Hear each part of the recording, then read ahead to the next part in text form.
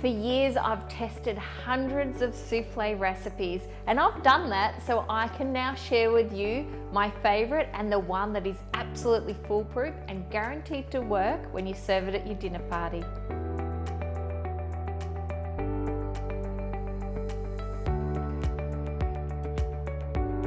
First step, you're going to prepare your mold for the souffle. Now we call these a ramekin.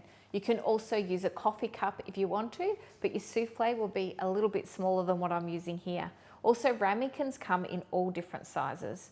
What we're going to do is put some melted butter into the ramekin. It's really important that the whole surface is coated. We're going to place some butter up the sides of the ramekin, and we go in one direction to help lift the souffle up. At this stage, you should be preheating your oven to 170 degrees Celsius, so as soon as the soufflés are ready, they can go straight in. Next step, before the butter goes hard or sets, we're going to sieve some pure icing sugar into the ramekins and make sure that they're well coated, and then we tap out the excess. We're going to make a firm paste with some flour, sugar, add in some unsalted butter and a little bit of salt. So you can use your fingers or a wooden spoon to bring all these ingredients together, especially if your butter is straight from the fridge, and we're just going to make a firm paste. Now we're going to make a roux or the base for the souffle by boiling some milk.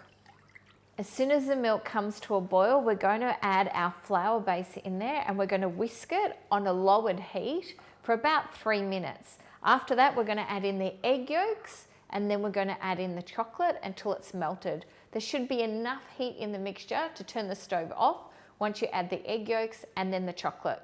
Now this is our chocolate roux for our souffle. How good does that look? Not so nice to eat at this stage, but once we put the meringue in there and bake it, it'll be amazing. Now the beauty of this, and what a lot of restaurants do, is they actually make this component in advance.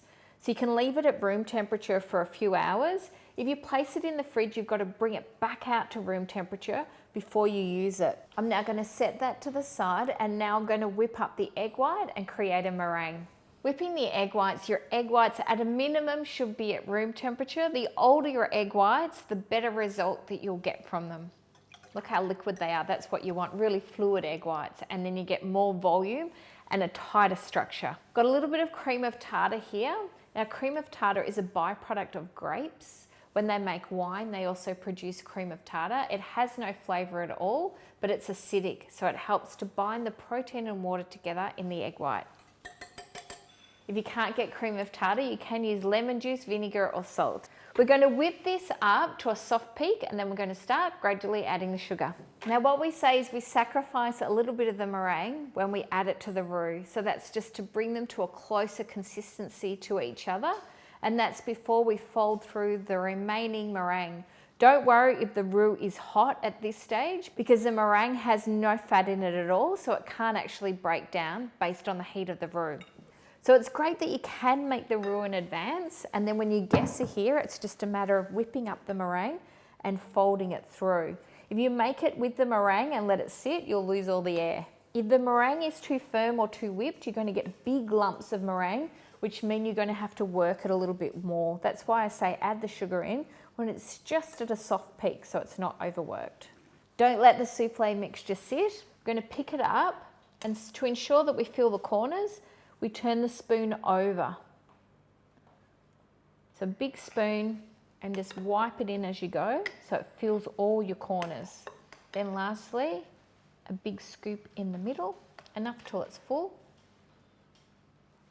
If you've got a knife that has a straight edge, we're going to use the knife and we're going to level the top off until it's nice and flat. So we're going to go from one side to the other. I always like to think I'd like to try this with champagne. You know when they take the cork off? It's a little bit similar, but not really. Once we've got it at this stage, we create what we call a trough, which is where we pull the souffle away from the edge so that when it rises, it's going to go straight up and not over the sides. So just with your finger there, just line it in and make a little gap between the ramekin and the souffle mixture. As soon as we've finished all 4, we're going to place these in the oven, and your oven should be preheated at this stage to 170 degrees. Now I have to talk really quickly so the souffle doesn't collapse. Will last a little bit, but a touch of icing sugar on top to finish. Now while this is baking, it takes about 12 to 15 minutes, maybe a little bit longer if your oven's a bit cold, and you can't open the oven door while it's baking. I like to break it open just a little bit in the center and pour a bit of cream inside. A little bit of cream. Now before I added the cream, I always think that souffle's got so much air in it, it hasn't got that many calories. Oh, that's good.